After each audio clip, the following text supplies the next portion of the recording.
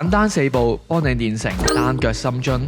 步驟1：掌握全蹲。單腳深蹲嘅難點係腳腕靈活性，我哋往下蹲嗰陣要有能力將膝頭往前送，越過腳尖，所以第一步就係練好全蹲。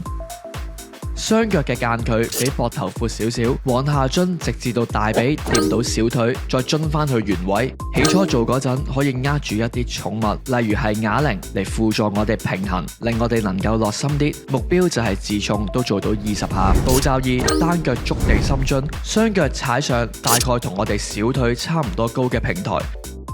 將輔助腳微微往上提，大概20度，雙手往前伸，然後曲腳往下蹲，同時將上身微微往前傾，直至輔助腳嘅腳踭掂到地下，再蹲翻去原位，重複完成。熟練咗之後，再增加平台嘅高度，目標就係企上膝頭高度嘅平台都能夠做到10下。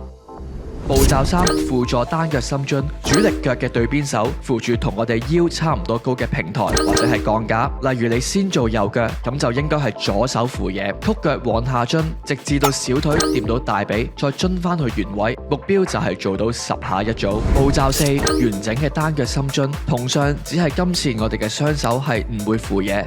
Nice， 呢個就係你人生第1下單腳深蹲。